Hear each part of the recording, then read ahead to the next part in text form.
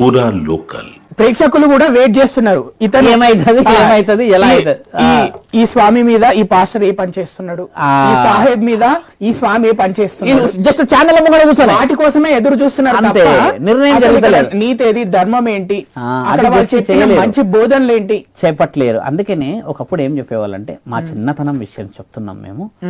ఒకప్పుడు భగవద్గీత ప్రతి గుడిలో ఉండేది స్వామి.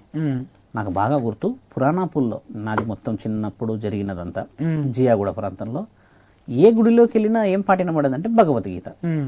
అప్పుడు క్యాసెట్లు అదే కదా, ఆ పెద్దది ఇంత డబ్బలాగా ఉండేది అదే కదా, అదొక్కటే వినబడేది. ఇప్పుడు డీజేస్ అన్నీ వచ్చాయి. అవును, ఎన్ని వచ్చినా ఏమొచ్చినా కూడా మనిషి ఉత్సాహంగా పనిచేస్తున్నాడు. ఉత్సాహంగా శ్రీరామనవమి ఇప్పుడు 6వ తారీఖు ఉంది, ఆ రోజు మొదలవుతుంది స్వామి. 1 డే నుంచి 5th డే నుంచి మొదలవుతుంది. 6th డే పండుగ కదా, జై శ్రీరామ్ జై శ్రీరామ్ జై శ్రీరామ్. 6th డే ఈవినింగ్ అంతా అయిపోయినాక 7th డే కొంచెం తగ్గుతుంది. ఇంకా 8th డే 9th డే వరకు మొత్తమే ఉండదు కదా. అదే శ్రీరామనవమి ఇయర్ మొత్తం ఉండాలనేది నా ధర్మం.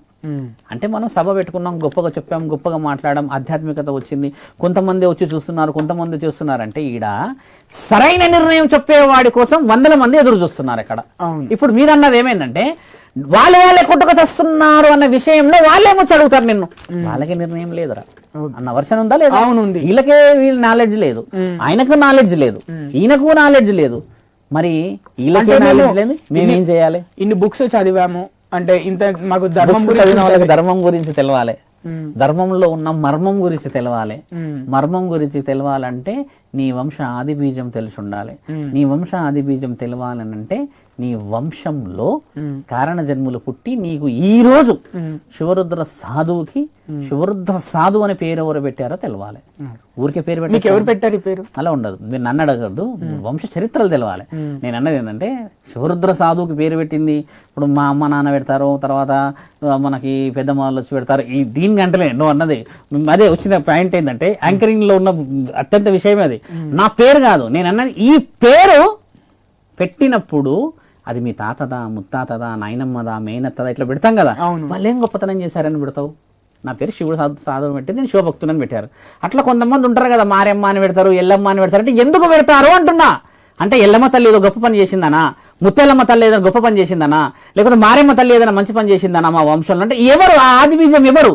ఫలానా వ్యక్తి, ఆ వ్యక్తికి పుట్టారా అని అంటే ఆ బీజానికి విలువ ఉంది కదా.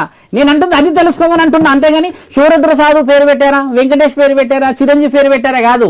ఆ పేరు పెట్టడానికి గల కారణాలు ఈ రోజుల్లో ఎంతమంది వంశస్థులు, ఎంతమంది వాళ్ళ యొక్క సంతానానికి చెప్పుతున్నారు, కొలుస్తారు కాబట్టి. The name, when you see the name ఒకసారి చూస్తే absolutely it is not suiting with numerology. ఎట్లా వస్తుంది తెలుసా పేరు? శంకర ఎన్ని పేర్లు చూడండి, పప్పి, డప్పి, డుప్పి, ఈ పప్పి, డప్పి, డుప్పి, తర్వాత ఇంకొక దాన్ని చూస్తే టుంబి అంట. పేర్లు ఉంటాయా స్వామి? టుంబి ఇంకోసారి చూస్తే టోంబ్. అవి అంటే ఫారిన్ కంట్రీస్ లో కూడా ఒక శాస్త్రం ఉందిగా. మరి నువ్వు హైదరాబాద్ లో పుట్టి, తెలంగాణలో పుట్టి, భారతదేశంలో పుట్టినప్పుడు మన దేవుళ్ళ పేరు పెట్టుకోవట్లేరే? ఎందుకు పెట్టుకోరు? ఇప్పుడు భైరవ అనే పేరు పెట్టుకుని స్కూల్కి వెళ్తే అంటే నా కొడుకు భైరవాని పేరు ఏ తండ్రి అయినా పెడతాడా అంటే ఈ రోజులలో ఆ ఆప్షన్ ఉందా? భైరవ ఎందుకు పెట్టలేరు? ఎంతమందికి లేదు భైరవ అని? ఉంది కానీ ఈ రోజులలో అంటే ఎందుకు పెడతలేరు అది చెప్పండి. ఎందుకు పెడతలేరు తెలుసా? They want to be advance technology society. అంటే భైరవ అన్న పేరు చూస్తే కొంచెం మొరటు ఉండడం చేత ఇప్పుడున్న దాంట్లో డుప్పి, డప్పి అని పేర్లు మనం పెడతాం కదా, నిక్కి, నక్కి అని చెప్పి. ఇవన్నీ ఇట్లా ఏందనంటే హై మెంటాలిటీకి డిసైడ్ అవుతాయి కాబట్టి పెడతారు. ఇప్పుడు భైరవ అని అన్నారు అనుకోండి, అది శివుడి పేరు. భైరవ అంటే ఏంది? ఎక్కువ శాతంగా అది డాగ్, కుక్క అంటాం భైరవ అని. ఇలాంటి అన్ని ఉంటాయి కాబట్టి అడ్వాన్స్ సొసైటీ 25 ఏళ్ల క్రితం మారింది. అంటే ఇప్పుడు ఈ పేర్లన్నీ మారినప్పుడు బాగా గమనించు మిత్ర, నీకు పేరు పెట్టుకోవడానికే పరమాత్ముడు అంత అడ్డుపడితే ఇంతటి శరీరాన్ని చూడడానికి ఆయన ఎలా రావాలి నీ దగ్గర? రావాలి, అది గమనించాలి అంటున్నా. నీ పేరు ఎల్లమ్మ అనగానే నేను ఓపెన్ గా ఏం చెప్తానంటే స్వామి, ఒక పెద్ద ఫోటో ఉంటుంది మన ఇంట్లో, మనకు ఒక సెంటిమెంట్ ఉంటుంది. మన నాయనమ్మనో అమ్మమ్మనో మనం బాగా చూసుకునే వాళ్ళు ఎవరో ఒకరు ఉంటారు, భార్య కూడా కావచ్చు, అమ్మ కూడా కావచ్చు. మొదటి ఇవ్వగానే మనం ఏం చేస్తాము, ఎంత టెన్స్ లో ఉన్నా ఆ ఫేసే చూస్తాం, టక్కున ఇట్లా చూసి వెళ్ళిపోతాం. అదొక సెంటిమెంట్ కదా. నేను కూడా అట్లనే చూస్తాను. నేను ఫస్ట్ నేను ఛానల్లో నాకు గొప్పతనం చెప్పట్లేదు.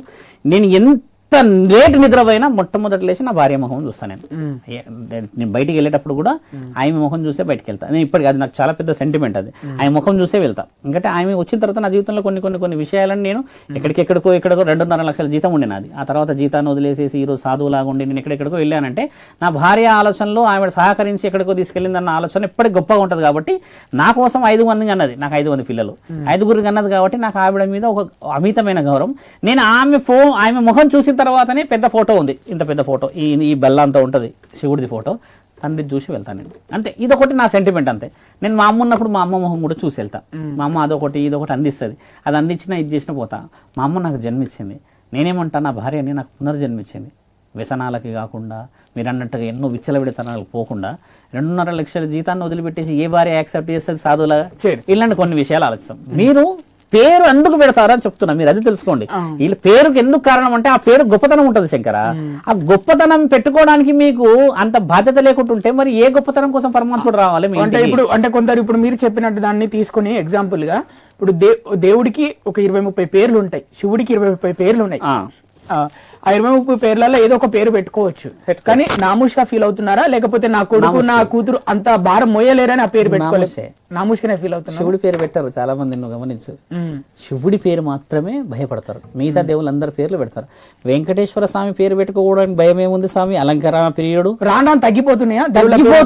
తగ్గిపోయినాయి. 30 ఏళ్ల క్రితం చెప్తున్నా. You are talking about 25th, we are in 2025 century.